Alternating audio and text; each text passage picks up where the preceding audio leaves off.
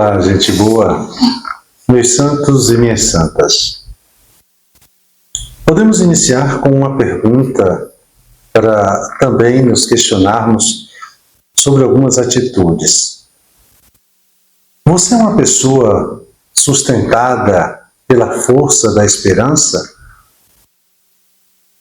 É que a missão neste domingo, poderíamos começar assim, é grande demais e nós não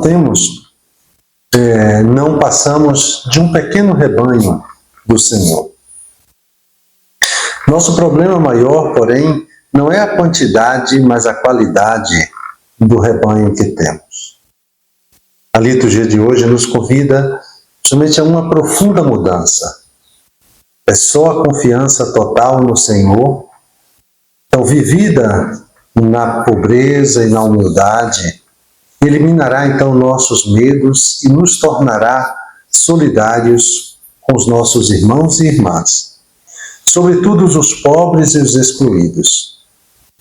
Feliz aquele servo que, quando o Senhor vier, o encontrar vigilante. E vejam que este ano de 2025 foi escolhido ainda pelo Papa Francisco para celebrarmos o jubileu da encarnação de nosso Senhor Jesus Cristo com o tema Peregrinos da Esperança.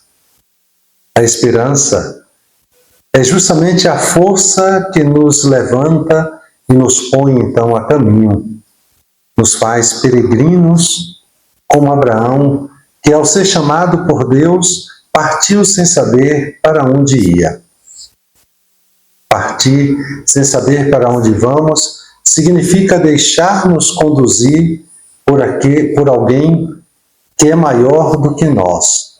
Isso é importante. Pelo Deus que vê aquilo que ainda não temos e que em seu Filho Jesus Cristo nos faz a promessa da vida eterna.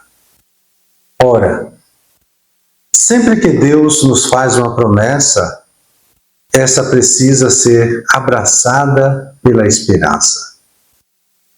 Como anda a nossa esperança? Em tempos de rapidez e também de imediatismo, nós sabemos esperar em Deus? O salmista faz uma afirmação importante na liturgia de hoje. O Senhor pousa o olhar sobre os que o temem e que confiam esperando em seu amor, para da morte libertar as suas vidas e alimentá-los quando é tempo de penúria.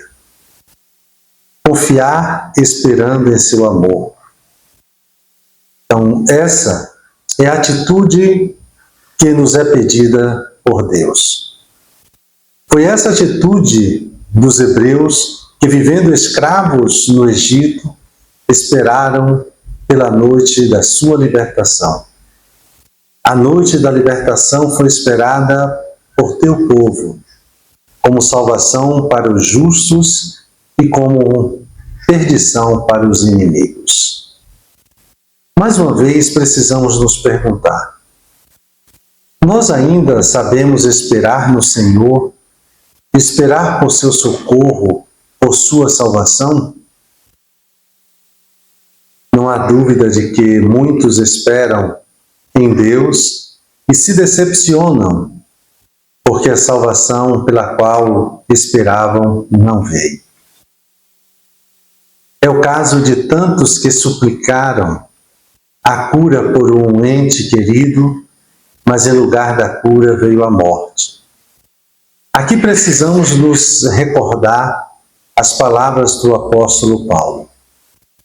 Se temos esperança em Cristo, somente para essa vida, somos os mais dignos de compaixão de todos os homens. A nossa esperança nunca pode se restringir ao aqui e agora, mas manter-se aberta. A salvação que Deus nos oferece em seu Filho Jesus Cristo transcende esta vida e ultrapassa todo o nosso entendimento. Olhemos novamente para Abraão. A esperança que ele tinha em Deus o fez habitar na terra prometida como estrangeiro, morando em tendas, vejam vocês. De fato, ele residiu como estrangeiro na terra prometida, morando em tendas, pois esperava a cidade alicerçada que tem Deus mesmo por arquiteto e construtor. A tenda é uma morada provisória, e ela se tornou na Bíblia símbolo de tudo aquilo que é provisório, transitório em nossa vida. Enquanto estivermos neste mundo, tudo será provisório. Não somente as coisas, mas inclusive as pessoas que hoje estão em nossa vida. Também aquilo que hoje nos oferece alguma garantia de segurança e bem-estar é provisório. Saúde, dinheiro, amor e etc. Tudo é provisório. Morando em tendas, Abraão esperava a cidade que tem Deus como alicerce e construtor. O que você espera nesta vida? Como você lida com aquilo que é transitório? Você consegue deixar ir aquilo que tem que ir? Suas mãos estão sempre fechadas, tentando agarrar-se àquilo que é provisório, ou se mantém abertas para receber aquilo que Deus está lhe preparando como salvação definitiva? A esperança sempre nos faz olhar para frente e nunca para trás. Jesus nos quer pessoas não só habitadas, mas também movidas pela esperança. E é por isso que ele nos diz: que vossos rins estejam cingidos e as lâmpadas acesas. No tempo de Jesus, estar com os rins cingidos significava colocar sobre as vestes largas um cinto ou uma corda na cintura para segurar a veste e assim facilitar o movimento do corpo, principalmente em vista de uma caminhada. Jesus quer que tenhamos consciência de que somos peregrinos, ou seja, nós estamos a caminho. Cada vez, então, que perdemos algo provisório, precisamos olhar para frente e continuar o nosso caminho, sustentados pela esperança e mantendo os olhos fixos na promessa de Deus. Além de ter os rins cingidos, Jesus nos fala da importância de termos lâmpadas acesas. Uma lâmpada acesa é necessária, sobretudo durante a noite. Isso significa que nós teremos que caminhar algumas vezes de noite. Isto é, teremos que continuar a dar passos na direção de Deus, das suas promessas, mesmo quando estamos atravessando a noite escura da fé. Ou seja, quando temos a sensação que Deus nos deixou sozinhos no caminho da vida, ou que escondeu, ou no mesmo que escondeu de nós o seu rosto. É exatamente nas noites escuras da fé que corremos o risco de deixar de esperar no Senhor.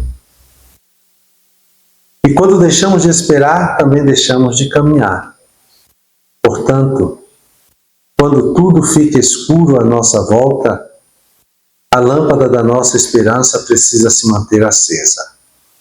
Recordando essa verdade: não se envergonha quem em vós põe a esperança, mas quem por um nada nega a sua fé, nos diz o Salmo 25.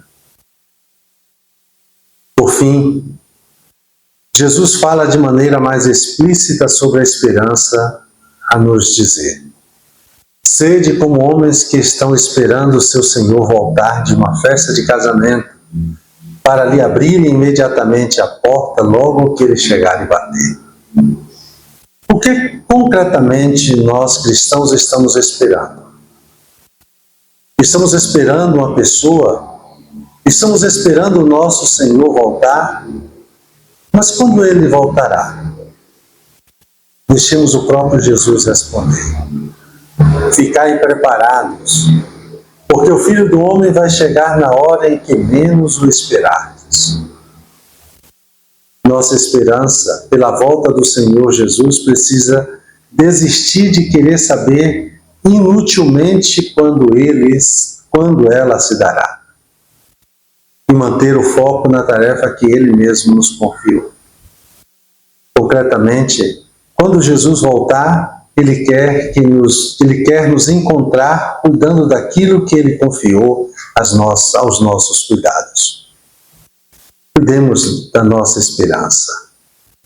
Não permitamos que o mundo nos contamine com a doença do desespero, com o esvaziamento da nossa esperança e com a perda de sentido da nossa vida. Quanto mais a vida nos confronta com a verdade daquilo que é transitório, mais nossa esperança precisa levantar o seu olhar para a frente, para o Senhor que está vindo. Façamos nossa oração do salmista. No Senhor nós esperamos confiantes, porque Ele é nosso auxílio e proteção. E continua o salmista. Sobre nós venha, Senhor, a vossa graça, da mesma forma que em vós nós esperamos. Esse é o Salmo 33. E dando continuidade ao nosso momento de oração, me coloco na presença do Senhor como de costume. Recolho-me imaginando Jesus rodeado pela multidão, falando aos discípulos. Peço aquilo que quero. Ser um homem, uma mulher à espera do meu Senhor. E procuro meditar sobre as palavras de Jesus. Um santo e abençoado domingo.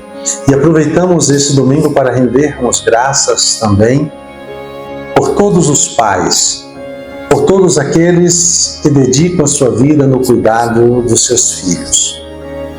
Sejam aqueles os pais biológicos, mas também tantos outros pais espirituais, mas também aqueles que cuidam dos seus filhos com atenção, ainda que não sejam eles os pais biológicos. A todos vocês, muito obrigado, e que o Deus de ternura, nosso Pai de bondade, também olhe e cuide de vocês. Feliz Dias dos Pais.